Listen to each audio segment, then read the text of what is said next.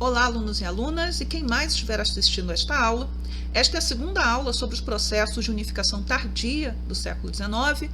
A aula é sobre a unificação italiana e, no finalzinho da aula, a gente vai falar um pouquinho sobre a questão da imigração italiana para o Brasil e o significado disso, né, na constituição da identidade italiana. E também vamos fazer uma recapitulação sobre o processo de unificação tanto da Alemanha quanto da Itália. Então, se você quiser continuar assistindo a aula, eu vou desaparecer um pouquinho para não poluir os slides e depois eu retorno. Observem o mapa da Itália entre 1815 e 1848. Ele é extremamente fragmentado. Nós temos o Reino das Duas Sicílias, ao sul, governado pela mesma família que governa a Espanha. Nós temos ao norte o Reino de Sardenha-Piemonte, que a gente vai falar como Sardenha, né? Não vou falar esse nome todo.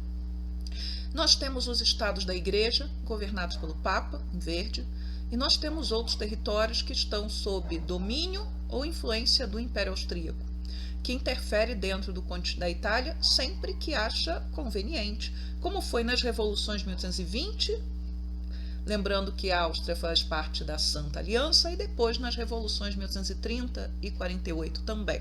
Tá? Havia, na segunda metade do século, desde a década de 1830, de uma certa maneira, um forte sentimento de unificação do território, né? De necessidade de criar uma Itália, principalmente entre setores da burguesia. Esta ideia vai ganhando força desde o início do século XIX. Tá? Mas havia algumas questões sobre a mesa.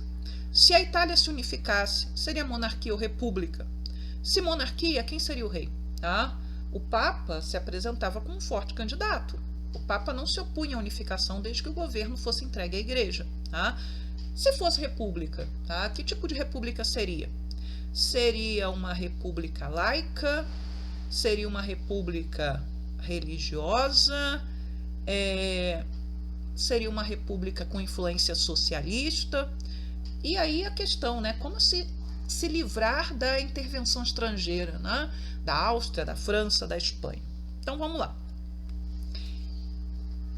O movimento de unificação italiana, ele ganha força a partir de 1848, da Primavera dos Povos. Se vocês forem às aulas de 1820 e de 1830, vocês vão ver que nós já tivemos movimentos ali com o intuito de não unificar a Itália, mas de proclamar a independência de certas regiões do norte, que estavam sob domínio austríaco, ou de conseguir no sul o fim do absolutismo, uma constituição que podia ser a Constituição de Cádiz, a Constituição espanhola. Tá? A Revolução de 1848, ela é chamada de Primeira Guerra de Independência da Itália. Tá? E ela vai ser inspirada por um movimento que surge lá no início do século XIX, chamado Ressurgimento. O Ressurgimento é um movimento que é ideológico, literário, vai se manifestar dentro, né, das artes, dentro da música, dentro dos discursos políticos, da literatura, e ele vai surgir em 1815, motivado exatamente pela queda de Napoleão. Os italianos, né, eles não estavam satisfeitos, né, com a criação do Reino da Itália por Napoleão e deste governo imposto pelos franceses, mas a ideia de um Reino da Itália agradava a muitos, de uma Itália unificada. Nós vamos ter a ação das sociedades secretas também. As duas que são mais lembradas é a dos carbonários, que era como a maçonaria, que não tinha um braço paramilitar, eram grupos que se organizavam em células. Essas células, muitas vezes, uma não conhecia a outra, uma não conhecia, por exemplo, as lideranças do movimento. Você mantinha um grande segredo aí para evitar que alguém fosse capturado e pudesse denunciar toda, né, a hierarquia do grupo, mas era um grupo que visava muito mais uma conscientização política da necessidade de uma Itália unificada, de uma Itália laica, dentro dos moldes liberais maçônicos. Tá? E o Giuseppe Mazzini, na década de 1830, vai criar a Jovem Itália. A Jovem Itália é criada, né, como uma reação às sociedades secretas como os carbonários, que para o Giuseppe Mazzini não tinham a capacidade de levar adiante uma guerra de unificação. Então a Jovem Itália, ela se reúne para discutir ideias, etc., mas eles também vão se armar para levar adiante uma luta contra a Áustria ou uma luta no sul contra o rei das duas Sicílias e por aí vai. Nós temos 3 projetos de unificação da Itália distintos, reconhecíveis. Temos o projeto de monarquia constitucional, que é o projeto do Reino da Sardenha, do Reino do Norte, que é, aliás, o que vai vencer. Nós temos um projeto republicano do Giuseppe Mazzini e do Garibaldi, que queria a criação de uma república que fosse liberal, laica, e no sul você tinha uma forte influência das ideias socialistas anarquistas. E nós vamos ter a proposta de uma monarquia governada pelo Papa, tá? Que é a proposta que a gente chama de neo-guelfista, porque na Idade Média o partido guelfo, né, essa corrente de política da nobreza chamada de guelfos, eles eram aqueles que defendiam que o poder do Papa era maior que o poder do imperador. Tá? Falando do Garibaldi, ele é importante para a história da Itália, ele é importante para a história do Brasil. Então, ele vai nascer em 1807, ele era um carbonário, ele participa das agitações políticas na Itália, ele tem que sair da Itália e ele vem para a América do Sul. E ele vai participar da Farroupilha, e aqui ele vai casar com a Anita, né, que vai ser chamada de Anita Garibaldi, brasileira. Então, no Brasil, quando a Farroupilha começa, né, é derrotada, né, eu já estava em vias de ser derrotada, ele vai sair para o Uruguai e depois ele volta para a Itália em 1848, em tempo de participar, né, do movimento de fundação da República Romana. Tá? Só que essa república ela vai cair. E o Garibaldi depois vai retornar à Itália, ele vai para o exílio e depois ele retorna à Itália para lutar na unificação a partir do sul. E aqui uma gravura mostrando o Garibaldi com 3, né, uniformes diferentes ao longo aí desse processo de unificação da Itália. Já que eu falei da Anita, a Anita Garibaldi, aqui é uma foto curiosa em que ela aparece usando calças compridas, né?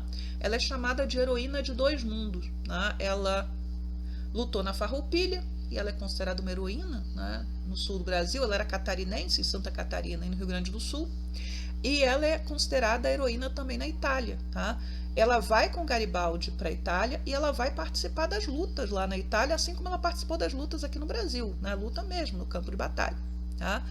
E quando Roma cai, né, a República Romana cai, o Garibaldi tem que se retirar, né, com suas tropas, porque senão eles seriam capturados e provavelmente executados pelos austríacos. E é uma retirada muito dura. E a Anita estava grávida e ela estava doente de malária. Então ela acaba morrendo no caminho junto com o bebê, né, que ela acaba tendo, mas também morre a criança. E há vários monumentos em homenagem a Anita Garibaldi, e um deles está em Roma, tá? E se vocês clicarem ali no link, vocês vão ver um vídeo raríssimo no YouTube de 1932 com a inauguração do grande monumento em homenagem a Anita Garibaldi em Roma. Inclusive, quem vai inaugurar é o Mussolini, tá? Voltando aqui. Vamos lá. Nos anos que antecederam a Revolução, as revoluções de 1848, o Papa Pio IX e o rei da Sardenha, eles vão promover uma série de reformas com o intuito de modernizar os estados papais e modernizar o reino da Sardenha. Já no sul, nós vamos ter, né, o domínio de uma aristocracia latifundiária e a manutenção, né, de um governo que era um governo que se a gente não pode chamar de absolutista, era um governo autoritário. Tá? Essas ações, no entanto, seja a modernização no norte e nos estados papais, seja a força, né, dessa aristocracia agrária no sul, não vão conseguir segurar, né, as ideias que são as ideias de unificação, principalmente não vão conseguir impedir que as ideias do ressurgimento se espalhem pela Itália. Em 1848, a rebelião começa no sul, pedindo ainda uma constituição, e essa constituição deveria ser inspirada na Constituição de Cádiz. Já no norte, nós vamos ter revolta nos estados, nos territórios que pertenciam à Áustria. Então vai ser proclamada a República de Veneza, nós vamos ter uma revolta em Milão também, e o rei da Sardenha, vendo aí como uma oportunidade para conseguir incorporar esses territórios ao seu reino, e a partir daí fazer a unificação da Itália, ele vai apoiar a revolta dos milaneses e vai declarar guerra contra a Áustria. Tá? Só que a repressão ela vai vir. Tá? Então nós temos também, nesse momento em 48, a Sicília proclamando a independência, a Sicília é a ilha no extremo sul da Itália. O Mazzini vai proclamar a República da Toscana e a República de Roma. E quando Roma é tomada, o Papa vai pedir ajuda aos franceses. E aí o que a gente tem? Tropas francesas, tropas espanholas, tropas austríacas vão interferir dentro da Itália.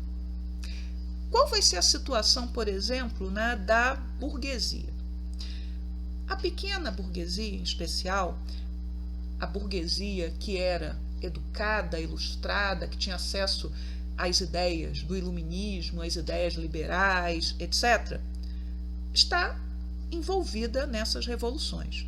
Mas aquela burguesia que é dona de terras, que é dona de indústrias, e havia indústrias no norte da Itália, por exemplo, ela não vê com bons olhos esses movimentos que estão arrastando multidões. Tá?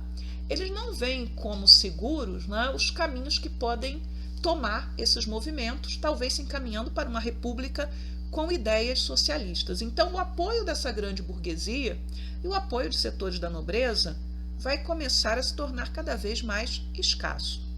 O que acaba acontecendo é que em 1849, aqueles que lutavam pela unificação eles vão ser derrotados. Veneza vai ser retomada pelos austríacos, o rei da Sardenha, que é o Carlos Alberto, vai ter que renunciar em favor do seu filho e sair para o exílio. No sul, a rebelião na Sicília ela vai ser derrotada, a Constituição vai ser suspensa, Garibaldi vai perder Roma e vai ter que sair da Itália. O Papa vai voltar para Roma em 1850. Então é aquilo que a gente chama de fim da fase romântica da unificação, em que você tem vários núcleos aí, várias lideranças tentando lutar pela república aqui, pela república lá, sonhando com uma unificação. No sul, ainda é uma luta ligada lá àquelas ideias de 1820, aquelas ideias liberais de queremos uma constituição, não queremos o absolutismo. Então, termina essa primeira guerra de independência da Itália com a derrota dessas forças que querem a independência, a unificação, enfim, o que quer que seja. E aí a gente vai para a segunda fase do processo de unificação. E ele vai ser planejado a partir do norte. E esta figura aqui, que é o Cavour, o Conde Cavour, é central nesse processo. Da mesma maneira que o Bismarck é central no processo de unificação da Alemanha. Tá? Não é que personagens definam a história. Nós estávamos no momento das unificações. Essas unificações iriam acontecer. Mas personagens podem atrasar os processos ou adiantar os processos. É nesse sentido que a história precisa de personagens. E eu sempre vou falar das personagens, que têm um papel-chave aí, para empurrar ou atrasar determinadas questões que já estão em andamento. Tá? Cavour vai liderar um processo de reformas no Reino da Sardenha, que incluíam algumas questões, tá? A modernização da agricultura e da rede de distribuição dessa produção, ou seja, na infraestrutura do país, ferrovias, estradas, portos, etc. Expansão da indústria, especialmente a indústria têxtil, que vai ser muito forte no norte da Itália.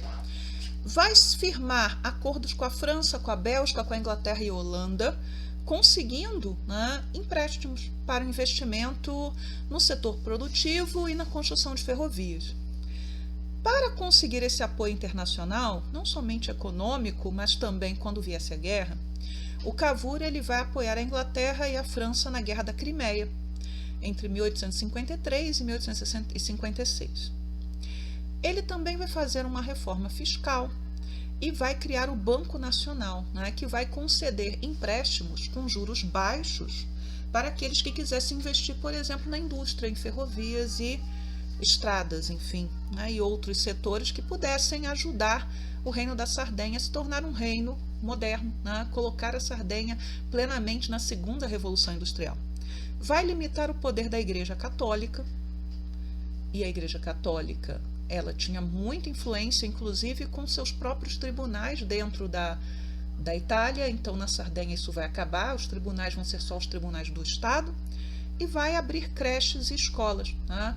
As creches, que são as escolas maternais, elas são muito importantes para que as mulheres possam ser mobilizadas nas fábricas, tá? Então há uma preocupação do Estado com essas questões. Vamos então para a Segunda Guerra de Independência da Itália, que é em 1859. Bem, a gente tem que começar no ano anterior, em que o Reino da Sardenha faz um acordo com a França, né, com o Reino da França, não, com o Império Francês, que é o Napoleão III, em troca de apoio militar contra a Áustria. Os franceses receberiam de volta territórios que, lá atrás, no Congresso de Viena, tinham sido alguns dos poucos pedacinhos de terra que a França tinha perdido, tá? Que seria Nice, a região de Nice e da Savoia. Bem, tropas do Reino da Sardenha elas vão ser mobilizadas em abril de 1859, tá? E a Áustria, percebendo a movimentação militar dos sardos, ela vai mandar um ultimato, né, dizendo que a Sardenha deveria colocar as suas tropas de novo na situação normal, não na situação que indicasse que eles iriam fazer guerra a qualquer momento. Bem, o Reino da Sardenha vai se recusar a desmobilizar suas tropas e os austríacos, se sentindo seguros, vão atacar a Sardenha. Já tinham derrotado o Reino da Sardenha antes, tinham inclusive obrigado o rei anterior a ir para o exílio, só que o que vai acontecer é que os franceses eles vão atacar as tropas austríacas. A guerra vai ser rápida, os austríacos vão ser derrotados pelas tropas francesas e vão ceder para a França a Lombardia, e a Lombardia devolve, né, esse território para a Sardenha em troca de Nice e da Savoia, e também vão ter que ceder para a Sardenha os ducados de Toscana, Parma e Módena e Régio. Então o Reino da Sardenha vai praticamente dobrar de tamanho. Em 1860, nós vamos ter a chamada Expedição dos Mil. Se o norte da Itália já estava praticamente unificado nas mãos da Sardenha, era necessário incorporar o sul.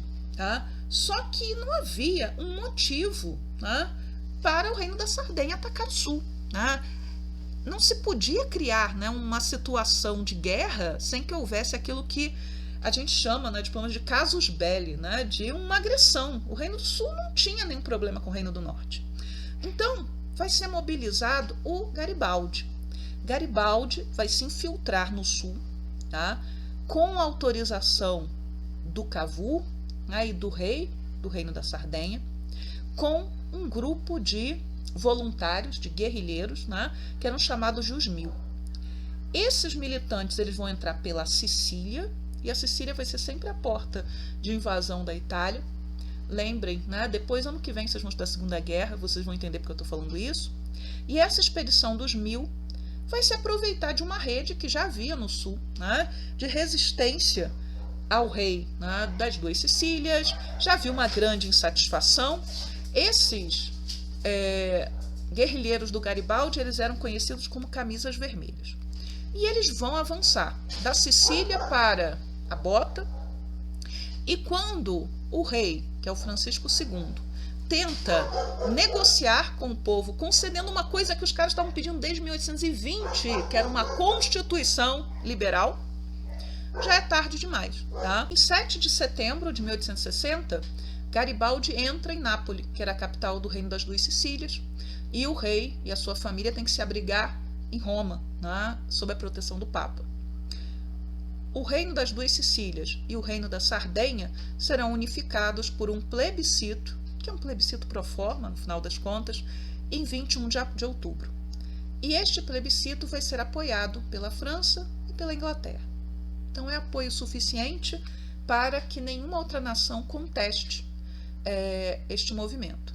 Aqui um quadro, né, do encontro do rei, né, do Vítor Emanuel, que é o rei da Sardenha, com o Garibaldi. O Garibaldi, ele queria poder governar, né, como um ditador o Sul, um ditador, acho que a moda do antigo Império da República Romana, alguém que governava com plenos poderes por um tempo limitado, tá? Governar o Sul em nome do rei da Sardenha. Mas o rei da Sardenha não aceita essa ideia de que Garibaldi pudesse ser o governador, né, do Sul em nome da Sardenha, e Garibaldi, muito decepcionado, ele vai de novo para o exílio, dessa vez um exílio voluntário. Tá? Muito bem. Temos a unificação do norte e do sul, ainda sobram alguns poucos territórios na mão da Áustria, e temos os estados papais. Tá? Então, em 18 de fevereiro de 1861, o rei vai reunir o primeiro parlamento italiano em Turim. Em 17 de março, o rei Vítor Emanuel II vai ser aclamado rei da Itália. Da mesma maneira que acontece na Alemanha, que a contagem dos monarcas vai continuar a partir da contagem dos reis da Prússia, na Itália, Vítor Emanuel não vai ser Vítor Emanuel I da Itália, ele vai ser Vítor Emanuel II, porque ele era o segundo da Sardenha. Então, aqui também é o norte incorporando o resto da Itália. Neste mesmo mês, em 27 de março, vai ser declarado pelo parlamento que a Itália só podia ter uma única capital, que essa capital era Roma. Tá? Mas Roma não pertencia ao reino da Itália. Roma tinha um governante que era o Papa. O Cavour ele vai morrer pouco tempo depois, ele não vê a Itália unificada. A Terceira Guerra de Independência ela vai ocorrer em 1866 e vai ser a anexação dos territórios que ainda estavam nas mãos dos austríacos, Veneza e a cidade de Mantua. Veja só, lembrem aí da aula passada, a Áustria estava fazendo guerra nesse momento contra a Prússia por conta do ducado lá da Dinamarca que eles tinham tomado e que os prussianos queriam para eles. A Áustria estava reprimindo um levante dos húngaros e a Áustria estava lutando na Itália. Tá? Então o reino da Itália, antes, né, de iniciar a invasão, vai entrar em acordo com a Prússia. Então a Prússia aprova aí essa ação, na condição de que houvesse um plebiscito para a anexação da região, então que a população local pudesse votar. Esse plebiscito ele vai ser abençoado por prussianos e franceses e o resultado não poderia ser outro. A população de Veneza e de Mantua querem se unir à Itália. Se o resultado fosse diferente, também seria a mesma coisa, não iria acontecer, né? Não iriam seguir um outro caminho. Tá? Agora, o Reino da Itália precisa da sua capital. Lembrando aí, né, os estados papais são um conjunto, né, um aglomerado de territórios no centro da Península Itálica. Eles estavam sob a autoridade papal, né, eles eram maiores ou menores dependendo da época, mas estavam sob a autoridade papal desde 756. Esses territórios tinham sido entregues, né, ao bispo de Roma por Pepino Breve, né, o pai do Carlos Magno. Muito bem. Havia uma corrente dentro do processo de unificação italiana que defendia a unificação sob o governo do Papa. Essa corrente se chamava de neoguelfista. Tá? Então, é uma corrente que vai perder. A disputa já perdeu, aliás, porque a Itália só precisa agora conquistar unificar esse miolo, né? Adicionar esse miolo onde está Roma. Em 1848, 49, nós já tínhamos tido a experiência da República Romana, liderada pelo Garibaldi, pelo Mazzini e outros, né? Mas essa república caiu. A partir de então, nós vamos ter tropas francesas estacionadas em Roma com o intuito de proteger o Papa. Ou os interesses do Papa, ou os interesses da Igreja. Quem era o Papa de então? É o Pio IX. Pio IX é um dos papas que governou por mais tempo a Igreja Católica Apostólica Romana. Ele vai ficar no poder de 1846 até 1878. Ele é um papa muito importante porque ele vai tirar a Igreja Católica daquela condição de recuo, fruto da Revolução Francesa, e vai tentar recolocar a Igreja Católica como uma instituição realmente influente nesta Europa que está sendo, né, permeada por doutrinas que eram consideradas doutrinas liberais, pelo socialismo, pelo anarquismo, pela maçonaria, que a Igreja Católica vai identificar como sua inimiga. É também um Papa que promove ideais antissemitas, né? E há inclusive um filme que está para estrear no cinema sobre um incidente acontecido no governo dele, só que ele tem atitudes antissemitas e, ao mesmo tempo, foi este Papa que suspendeu todas as legislações que discriminavam os judeus. As pessoas são contraditórias, enfim. Agora, o que este Papa defendia, o Pio IX, era aquilo que a gente chama de ultramontanismo. Voltaremos a falar disso quando falarmos de Brasil, que era o seguinte, né? Que o maior poder estava do outro lado dos montes, estava em Roma. Isso pensando, né, nos Alpes em relação à França e outras regiões da Europa. Tá? Só que a gente está num outro momento. Então, a ideia de um Papa que se afirmasse com o poder sobre todos os poderes jamais seria aceita no século XIX. Tá? Mas é um Papa importante, que vai promover o culto mariano, que vai estabelecer, né, o dogma de que o Papa, né, ele não pode ser questionado em questões de fé. Então ele tem a última palavra em questões de fé. Tem gente que se confunde com isso e acha que o Papa tem a última palavra em qualquer questão. Mas é que ele é infalível em questões de fé. Tá? Então é um Papa muito ativo e é um Papa que não vai querer ceder Roma, né, nesse processo de unificação. E aí a gente tem aquilo que chamamos de questão romana. Tá? Os países católicos que intervieram, né, para acabar com a República Romana conseguiram restaurar o direito do Papa ao retorno à cidade. Os franceses vão deixar tropas lá. Só que em 1870, o que está acontecendo? A Guerra Franco-Prussiana. Então os franceses vão ter que retirar suas tropas porque eles estão em guerra. Esta retirada das tropas, né, vai abrir caminho para que nós tenhamos um levante em Roma e um plebiscito, fruto desse levante, decidindo que Roma deve ser anexada à Itália. Tudo isso vai ser feito à revelia do Papa. O Papa não reconhece nem o levante, não reconhece o plebiscito e vai se refugiar no Vaticano, né, que é como se fosse uma cidade dentro da cidade. E ele vai se declarar prisioneiro da cidade de Roma, prisioneiro da Itália, e vai excomungar o rei. Tá? A questão romana só vai ser resolvida em 1929. Então, entre 1870 e 1929, o Papa não mantém relações diplomáticas, a Igreja Católica não mantém relações diplomáticas com o Reino da Itália. Isso não quer dizer que os italianos tenham deixado de ser católicos, que a Igreja Católica tenha fechado as portas na Itália, mas que o Papa e o governo da Itália não conversam. E isso vai estabelecer uma série de problemas. Isso vai ser resolvido com o Tratado de São João de Latrão, feito entre Mussolini e o Papa de então, estabelecendo uma série de questões. Então, que o Vaticano seria criado, seria um Estado independente, que a Igreja seria indenizada pelas suas perdas. Claro que é uma indenização muito menor do que a princípio, né, se a gente deveria ser, entre aspas, porque o Papa perdeu todos os seus territórios, e que o catolicismo seria a religião oficial da Itália. Aqui é um quadro mostrando a tomada de Roma. E aí houve alguma que é chamada a ruptura da Porta Pia.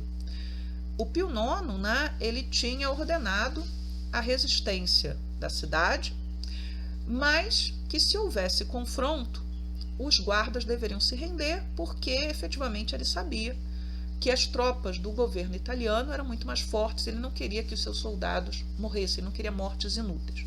Só que ele ameaçou excomungar o comandante dessa incursão. Então, quem estivesse liderando as tropas que invadissem Roma seria excomungado. Por conta disso, o governo italiano entregou o comando a um capitão que era judeu, né? Porque para um capitão judeu, a excomunhão não faria diferença alguma. Tá?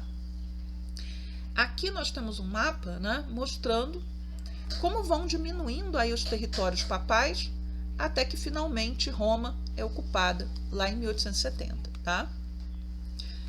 O Vítor Emanuel II ele vai governar a Itália até 1878 e no final da sua vida ele vai conseguir, né, o perdão do Papa. Então a excomunhão vai ser suspensa, apesar daquela situação que a gente chama de questão romana, que volta e meia cai em prova, continuar existindo. Tá?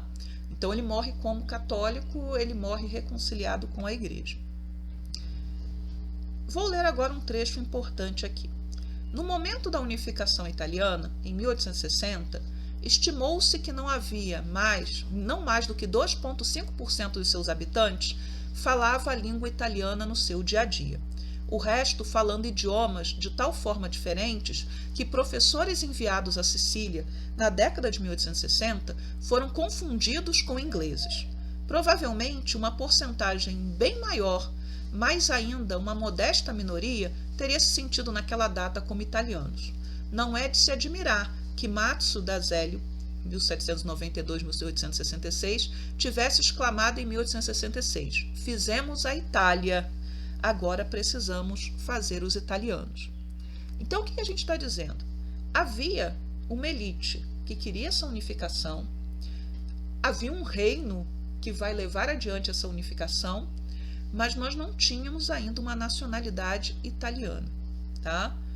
E com a unificação, a pobreza ela vai se agravar em muitas regiões da Itália, porque a modernização da economia, empurrada a partir do norte, vai liberar mão de obra no campo. É um processo que a gente viu na Inglaterra lá no século XVII, que vai estar acontecendo agora na Itália. Uma agricultura moderna precisa de menos mão de obra. E esta mão de obra empurrada do campo para a cidade não vai ser absorvida pela indústria. Por outro lado, a unificação vai aumentar também os impostos em algumas regiões. Então, o que vai acontecer é que muitos camponeses que eram donos de terra vão perder suas terras. E aqueles que se opuseram à unificação, que perderam seus latifúndios, vão ter suas terras leiloadas. O que vai ser dos camponeses daquelas terras? Muitas vezes eles vão ser expulsos. Tá? Por conta disso, nós vamos ter uma grande corrente migratória da Itália para a América, principalmente. E o Brasil vai ser um dos países que mais vai receber italianos. Então, 42% dos imigrantes que chegaram ao Brasil entre 1870 e 1920 eram italianos. Uma outra questão ligada à unificação da Itália são as sociedades secretas. Lembra que a gente falou que as sociedades secretas elas eram importantes dentro desse processo de unificação. E com a unificação, principalmente no Sul, essas sociedades elas se sentem o quê? Não contempladas por esse novo Estado, que é imposto a partir do Norte. Várias dessas organizações acabaram se tornando a máfia italiana. Tá? Elas não se desmobilizaram, elas tinham uma estrutura secreta de juramentos, elas tinham uma rede de ação. Então, muitos identificam, por exemplo, a origem da Cosa Nostra, que é a máfia siciliana, nessas organizações que ajudaram no processo de unificação. Uma outra discussão ligada à imigração italiana, que pode ser chamada numa prova, num concurso, é a questão da identidade italiana. Tá? Os estudiosos dessa ideia, eles defendem que foi na diáspora, ou seja, na dispersão dos italianos pelo mundo, que se cria a identidade italiana, não na Itália. Porque quando você saía da Itália, você era genovês, você era sardo, você era florentino, você era siciliano, você era napolitano.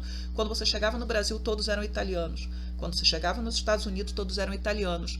E todos tinham que acabar se juntando para criar uma comunidade italiana e sobreviver neste exílio, que seria um exílio forçado pela pobreza. Ninguém sai do seu país se a situação lá é boa. Tá?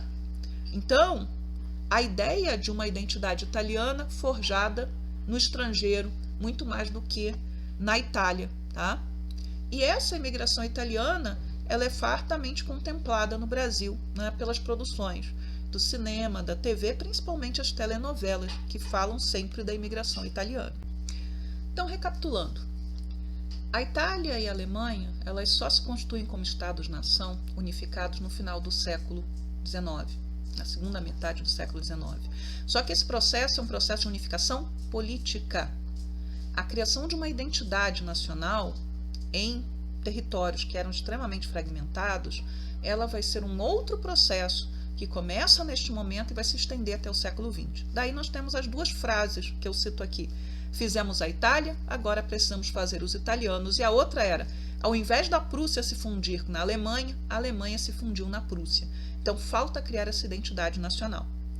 O Império Alemão ele já nasce como uma potência militar e econômica, além disso política, porque Bismarck vai manobrar para a criação de uma política de alianças que favorecesse a Alemanha, que garantisse a paz, né? Há uma ideia muito equivocada de que os alemães trabalharam intensamente para criar novas guerras, mas eles trabalharam exatamente pelo contrário.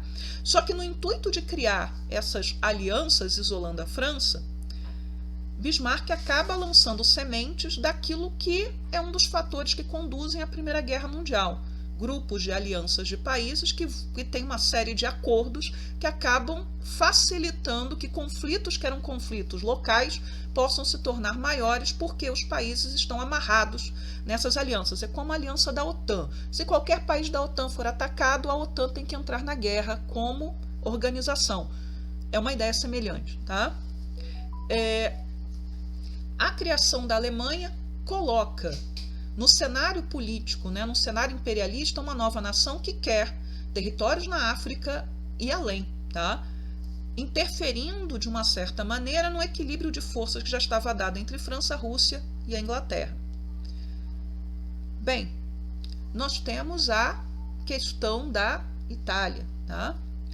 A Itália, ela vai surgir como nação, vai conseguir unificar seu território, mas o território italiano não estava completo na opinião daqueles que estavam dirigindo o processo e de muitos que estavam envolvidos dentro do ressurgimento.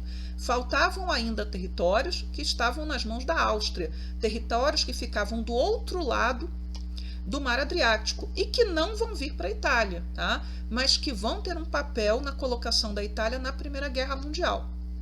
Então a Itália muda de lado em troca da promessa de territórios que, durante a unificação, ela não tinha conseguido. Mas, enfim, isto é matéria do terceiro ano. E chegamos ao final da nossa sequência didática, que incluía os nacionalismos no século XIX, as revoluções liberais, que envolvia o pensamento social e político e as unificações tardias, né? Nós estamos aqui em julho, está quase entrando as férias, e eu espero que vocês possam aproveitar essas aulas e voltem depois, né, das férias do recesso. A gente volta ainda no finalzinho de julho, né, porque a primeira semana de agosto começa ainda com julho, e nós nos encontramos lá. Tchau, tchau para vocês.